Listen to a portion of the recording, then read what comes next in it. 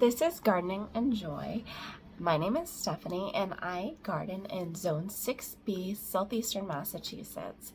Today I want to share with you a little about the backstory about how I got into gardening, why I started this channel, what I would like to see happen, and some things I'm going to be doing starting pretty soon.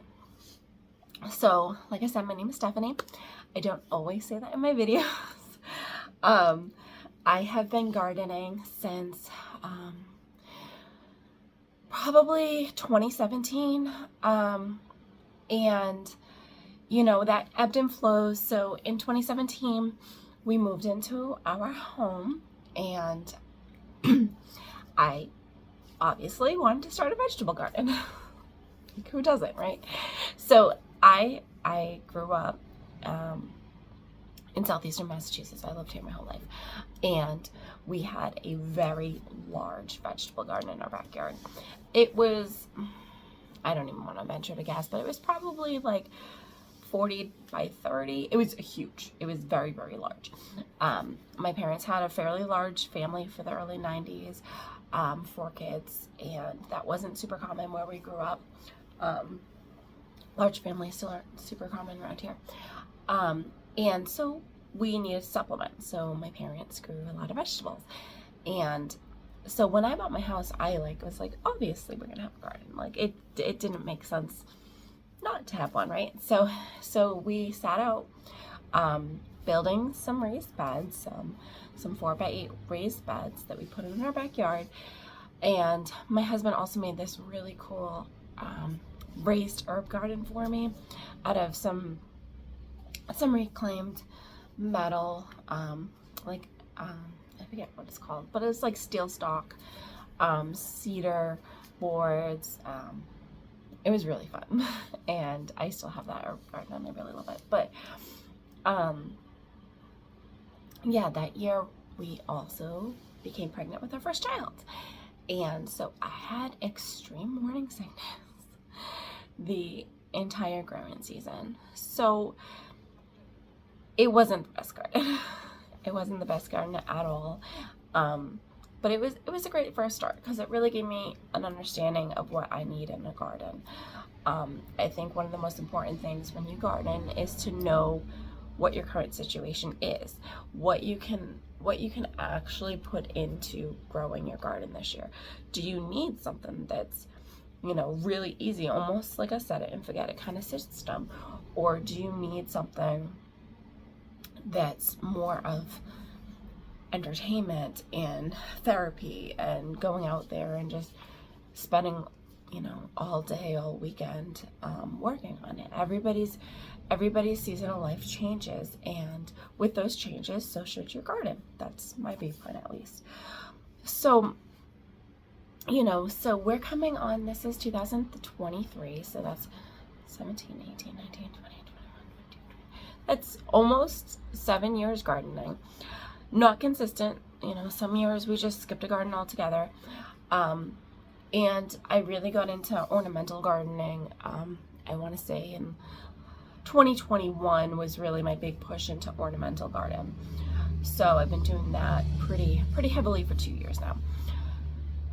Vegetables I love, and ornamentals I love. I've always loved flowers, and I love to cook. I'm definitely a foodie, so I love having the options of unique varieties that you just can't get at the grocery store, freshness that you just can't get at the grocery store. So gardening is just a natural extension of who I already am, and I think everybody can find meaning and value in gardening, and my aim is to make that accessible to people in my community. So I truly believe that gardening can be accessible to anyone, and that's even in terms of disabilities, right? So you can have raised beds that are higher up, like waist high. Like my parents, they're not disabled, but you know, they're older, so they have waist high. They have waist high raised beds that they love, and it's easier for them to maintain than getting on their hands and knees to weed a garden. And then there's the accessibility for children. it's a lot easier for a kid to take care of a garden when it's at their level, right? So there's so many different aspects to gardening, and it can be completely different based off who you are. And I truly want everyone else to feel the joy that I feel when I step into my garden, in their own garden at home. So that's also why I named my channel Garden and Joy. So I'm obviously not Joy, I'm Stephanie, and for some reason I just automatically think that if my channel is called Garden and Joy, people are going to think my name is Joy, but it's not. I'm like, I overthink things. It's okay. So for me, the joy, that part of the name, that is critical, because being outside makes me connect with nature, and you get to see like the mini ecosystems. You get to see, you know, you have an aphid infestation, right? But then you see how you slowly start to see all these beneficial insects come in and take over, and you see the birds and you hear their songs, and you get to be there, you get to be present, and in that time I also like to just listen and be at peace, and just like not have any distractions, you know. And it also like significantly lowers my stress level. So like I said, I started gardening, ornamental gardening in 2021, and that year was a very difficult year for me. I had just had my third child. I was losing my position in my company, and I was starting a new position that I didn't necessarily want. It seemed like it was gonna be great. It was located in the town that I live in, and it was a promotion, which, you know, obviously means pay raise as well. It's only 5 minutes from home, 5 minutes from daycare, 5 minutes, you know, to work, all that. It sounded like wonderful, except I was putting in 50 to 60 hours a week, and that wasn't necessarily just at the office. That was at the office, that was at home, that was, you know, phone calls that were unexpected that I had to take at 4 o'clock in the morning because someone couldn't get in the building. Like, it was extremely stressful, and I had just had my third child. I had to be on telecons while I was on maternity leave. Like, it was just not a good situation for me. So as a way to decompress, as a way to release stress, I took up ornamental gardening, and I loved it, and I still do it, obviously. So I want people to find that therapeutic aspect of gardening. I want them to bring in that joy. I want people to be able to lower their stress through, you know, communing with nature.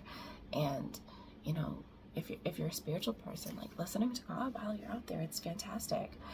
The other huge thing that I love about the joy that gardening brings is it's an activity that we can do as a family. Everyone in my family loves to garden with me. A lot of times my husband is more interested in like the fruits of the labor, right? He does all the hard work. Just throwing that out there. He's the one that built our giant fenced-in garden. He's the one that built in my raised garden beds. He's the one that tills the ground. He's the one that lugs the mulch and the compost and you know, all that stuff. I do some too, but I mean, he's the backbone, right? So it's just fun. I can go outside daily during the summertime with my daughter and pick something that we're gonna make for dinner, and she loves doing it with me. And I could be out there, and my other children could be playing with me, and they could be picking tomatoes even if they're green. Like, you know, it's there's enough for everybody, right? The great thing about a garden is the abundance. There's plenty for you. There's plenty for your children to pick something that's not quite ripe yet, and there's plenty for the animals as well. And that is definitely one of the things that brings me the most joy, is just getting to do that as a family. With that said, also growing my own food, it's magical. So there's so many issues with our food system, and I'm not going to go into that. I'm not going to fuss with that, but you know you know from start to finish what you're doing, whether you choose to grow from seeds or whether you choose to grow from transplants. You know what kind of food that you're feeding that plant, what kind of soil it's growing in, where it's grown, like how close it is. And you can pick the different varieties. Like my whole garden is organic. I don't use any pesticides. I don't use any herbicides. I hand pick the weeds if I pick them, and you know, it's just great because I know at the end of the day my food is going to be delicious and nutritious because I know it went into the gardening. And it's also more rewarding, right? It's rewarding knowing, like, you know, I grew that. And especially if you grow from seed. You don't have to go from seed to be a gardener, but like if you grow from seed, it's like, it's even more special. It's like, I've been working on that since Christmas. Like I started those onion seeds at Christmas. Like I started that tomato seed late January, early February, right? So it's so much, it's just so much joy. And it's like just seeing the abundance in July and August when you go out to your garden, it's like, yes, like this, you know, this is the fruit of my labor, but it's also just like, you know, nature just rewarding you for the little effort that you put in, and it's just a great feeling. And you also get the freshest tasting food. So like I mentioned, I love to cook. I think I learned how to cook at like 8 years old, and I think it's a skill that everybody should have. I have very strong opinions about that. I think it's really sad when I meet someone that doesn't know how to cook, or their definition of cooking is like boiling pasta or heating up like a frozen dinner in like a skillet or something. It's really sad, actually. I think more people should be learning how to cook.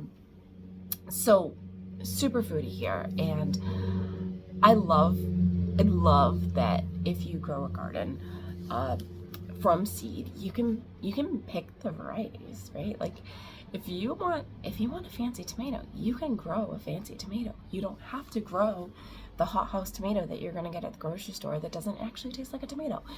If you want eggplant, but you want it to just be beautiful, so pick the beautiful eggplant.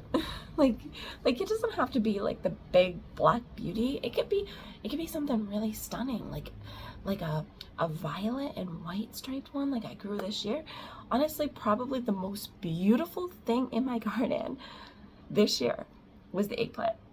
And my family is not a huge eggplant consumer. Like I don't go to the grocery store and seek out eggplant, but for some reason this year I was like, hey, I'm gonna try it. I'm gonna grow eggplant, and delicious. And I made eggplant parm a few nights this summer.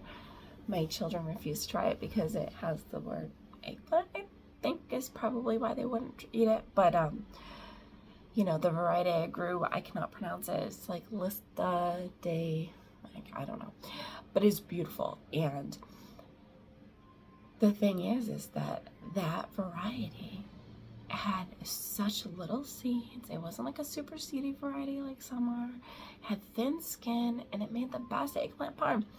But you know what? It also was beautiful. So like, you can make a vegetable garden look just as pretty as an ornamental garden if you choose your plants carefully. And then, you know, some years you might just get surprised, right? So last year, 2022 vegetable garden, that was our first year being like, you know what, we're gonna do this again. We're gonna put everything into it because my youngest was 1. We weren't committed to you know, a lot of that newborn phase, right?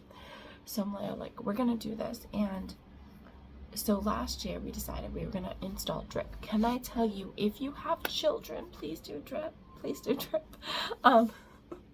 Small children, just do drip. It saves you. It releases so many headaches. It's like I mentioned earlier, like set it, forget it. Like drip is like a set it, forget it. You still should go out and enjoy your garden, but it's amazing. So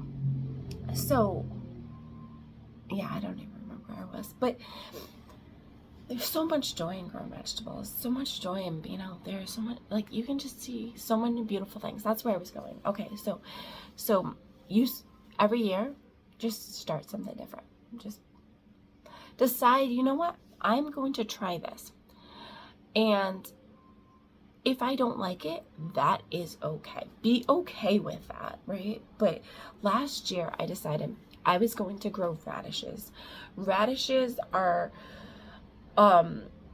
they are prized as being like one of the quickest things to grow and harvest. Like, you know, you can start from seed and to harvest like in about a month. And I also actually really love radishes, but I had never seen my husband eat them, so I didn't think he liked them. My kids had never eaten them because it's not something that I just buy from the grocery store, because it's like I like them, but I don't like I mentioned before, it's not like something I seek out. Like the thing with the grocery store radishes is they can be kind of dry. Sometimes they're just not great. So I did like them, just to clarify, but now that I've had homegrown ones, it's like, yeah, they don't compare at all. so yeah, so we decided that we were going to grow radishes last year, or I unilaterally decided that I was going to grow radishes. And when I did that, everybody loves radishes in my house. They're crisp and juicy and a little peppery and spicy, but not like a hot pepper spicy, but like just a nice hot, like, they're just delicious. And cut them up really thin, and then I also cut up like carrots super thin and served them with homemade dressing, and like literally put it on a platter, and my kids devoured the whole thing. So you really never know what the garden holds for you. Like, just try something new, it's just, like I said, just so much joy. The other thing too is like the abundance of a vegetable garden in particular, and it's like you can share, you know. If the cliche thing to share, right, is zucchini. Not everyone likes receiving zucchini because everybody has zucchini, right? But you share your tomatoes, you know, you give one to the mailman, you give a couple to your neighbor, and that generosity is just amazing. And it generosity breeds generosity. So if you're willing to share the fruits of your labor, the fruits of your garden with somebody else, they'll share it with you. One of the sayings that I've heard is, you know, gardeners are some of the most generous people, and I find that to be true. I can't say that all are, right, but just sharing your bounty with somebody else is just amazing. So in summary, so my channel is called Garden and Joy because I truly just want everyone to feel the joy of the garden and all that it brings, and whether that is abundant produce, whether that's beautiful flowers, and you know, sharing the bulbs when you divide them with your neighbors, or sharing the excess zucchini that you turn into zucchini bread before giving it to them, or spending quality time with your family and getting your hands dirty and just communing with nature. And it's just so fantastic. And I really hope all of you will be moved to find the joy in gardening as well. With that being said, I have been trying to post about every 2 weeks on my channel, and I've decided what I'm going to do going into the winter months is I'm going to try to up it. I'm going to do about once a week postings, and some of that it's going to be kind of like a sit and talk to kind of prompts and discussions, and I want everyone to feel comfortable commenting below and sharing your feedback. Like today, if you could, please tell me in the comments what brings you joy in the garden. I'd love to know. I started this channel because I just felt like I was maybe annoying some of my friends and neighbors a bit too much, talking about gardening all the time. So I'm here to find my people, and hopefully you'll find my joy infectious at the same time. With that, again, my name is Stephanie, and this is Garden and Joy. Have a great day.